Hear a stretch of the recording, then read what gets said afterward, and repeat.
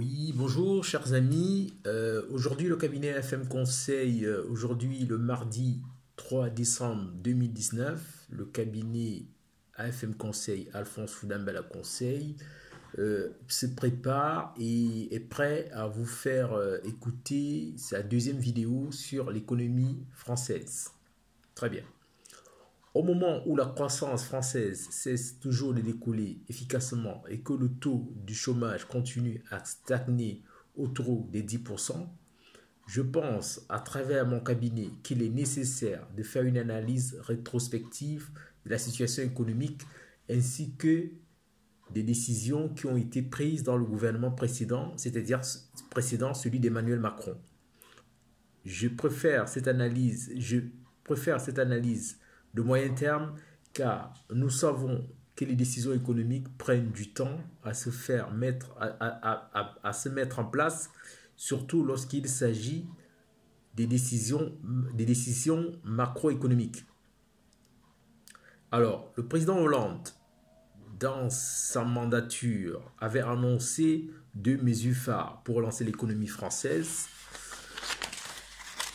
D'abord, il s'agissait de mettre en place le CICE, le contrat d'impôt compétitivité emploi. Cette mesure visait tout d'abord une baisse des charges des entreprises à travers des impôts afin de créer des emplois. Et après, la deuxième grande mesure était la relance économique par les politiques de la demande, notamment la consommation.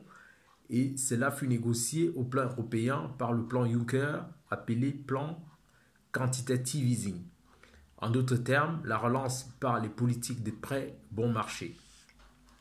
Pour la première partie, c'est-à-dire les décisions liées au CICE, a priori, l'analyse était bonne, mais pas suffisante, car certes, la France connaît un taux d'imposition le plus élevé au sein des pays de l'OCDE, et que vouloir réduire cette imposition était une chose salutaire.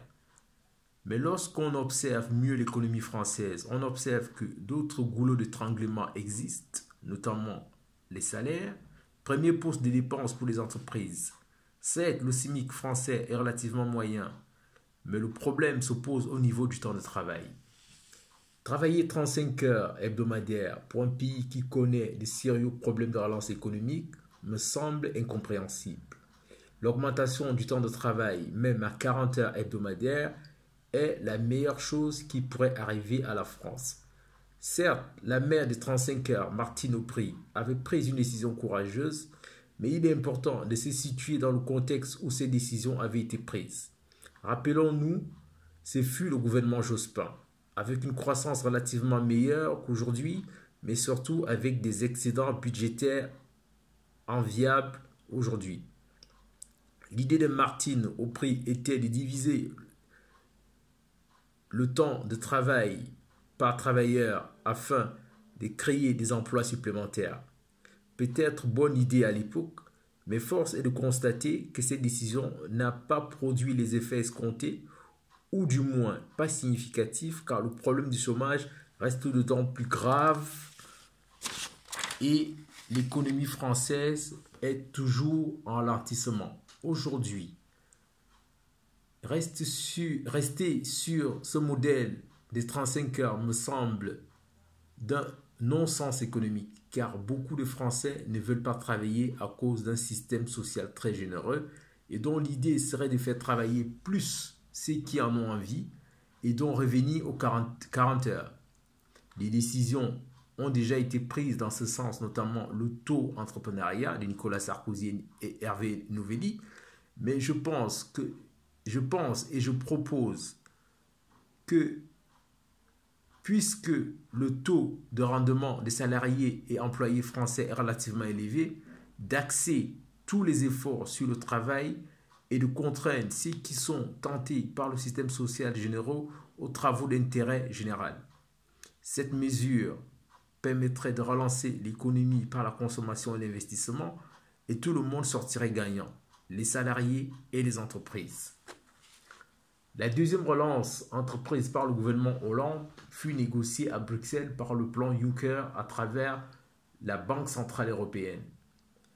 Le grand plan d'investissement européen prévoyait une relance de l'économie à travers la politique de quantitative easing.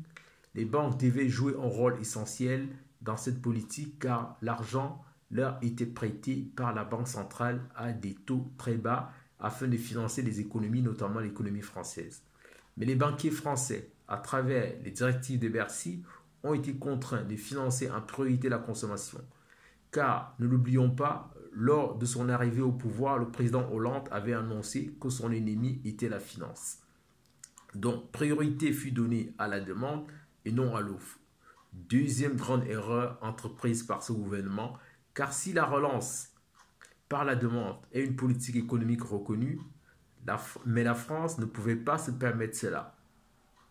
Au regard de la situation de l'emploi, car ce sont les entreprises qui créent d'abord les emplois dans les économies modernes. Donc, la décision fut essentiellement idéologique et non pragmatique. Les banques françaises entreprit alors un plan de financement de l'acquisition immobilière et on observa des taux bas pour les crédits immobiliers. Certes, ceci a permis de donner du patrimoine aux ménages français, mais la raréfaction et la forte tension sur le marché de l'emploi permet de remettre en cause ces décisions. Car les politiques de relance par la demande ne fonctionnent efficacement que dans des économies où les ménages ont des revenus assez élevés et dans un marché de l'emploi fluide, où il est facile de retrouver un travail s'il arrivait qu'on perde le premier. Je prends l'exemple du Canada.